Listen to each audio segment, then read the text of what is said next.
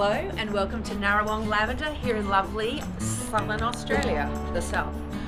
Here we're drying some lavender in this big bag and we'll get this kind of lovely soft dry lavender which has the scent in it. This is our still where we make the oil. A fire makes the steam through this little tank come through these barrels and drips out of the end, so that's the pure essential oil over here. And do you do this every day? Well, the oil making? No, it's a seasonal thing. Right now the flowers are amazing, but when they're this color, I know for a fact that they're nowhere near ready. When the little flowers are mostly finished and the buds start to swell up, they kind of pull away from the stem. Right now we can see they're quite long and slender. They're lying close to the stem. These little guys will pop out like this, and then when we know, when the color is mostly gone, it's time to distill, which is a complicated and stressful process, and I don't recommend it. Okay. From the oil, which is in these lovely little vials, we're making all of the product that we do here. The lavender's name is Miss Donington. It's an Angustifolia intermedia variety, also known as English. Very strong, stiff stems, very long, slender flowers.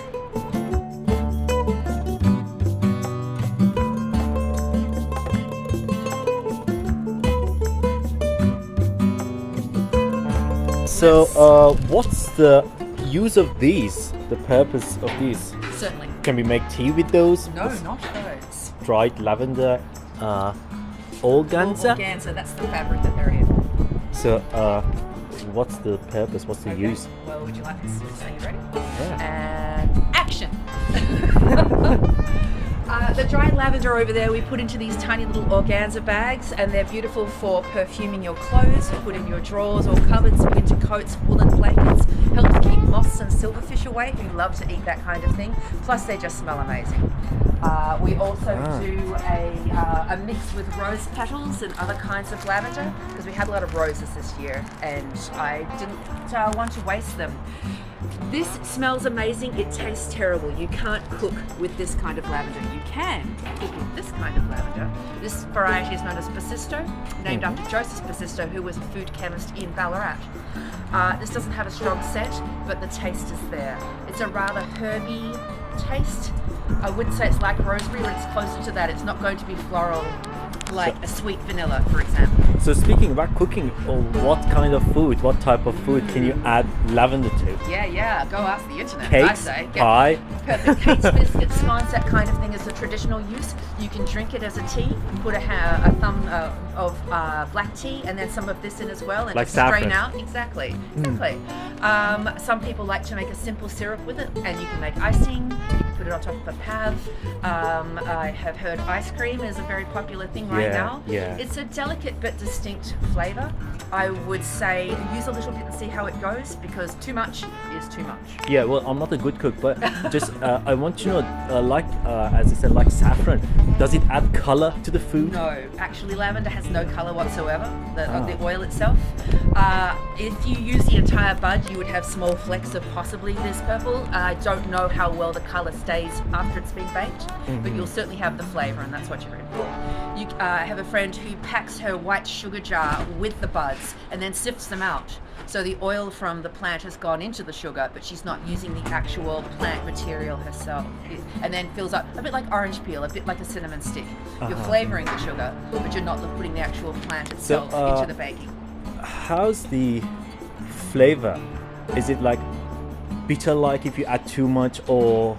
I think it's just a little overwhelming, a little like the smell of the oil. You go, whoa, that's strong. So, like so many things, you could always add more if the flavour is not distinct, but if the flavour is overly distinct, then it's kind of tough to take it out. Good. I Good don't to know. Maybe we should turn the camera on you. This is a little bit of Persisto. You tell me what you think this smells like.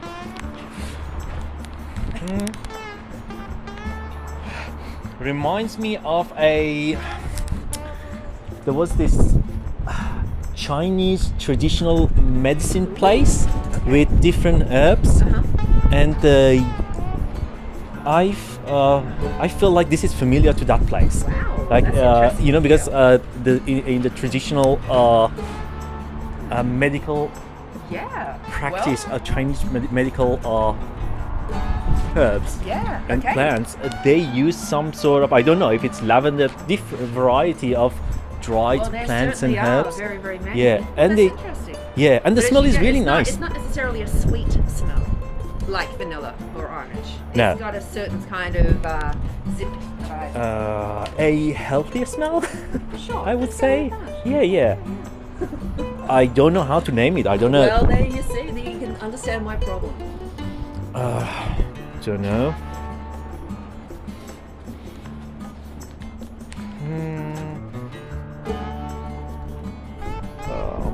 I don't know. There we are. The Smells like indefinable- lavender. I think that's just indefinable, lavender. ladies and gents. There you Yeah, go. yeah. Lavender. Just so lavender. obviously, the taste is distinct to itself, but it does go well with baking field bread for sure. Try it in a tea, perhaps. Just try a little teaspoon in there and see what you think. That's probably the easiest thing to do. I think first thing I would try to rub this goat Okay. all over my body. This goat here. That's not straight.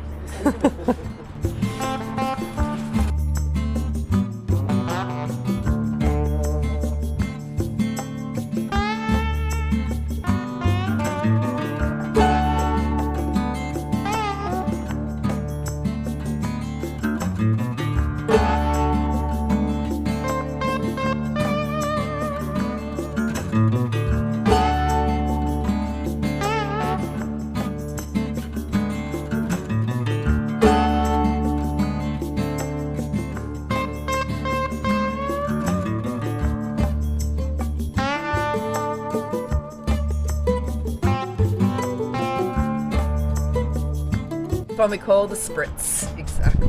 Okay. Headache, Sunburn. And what else? An insect repellent. It helps insect to, repellent. just as a sheer room spray, as your own personal spray.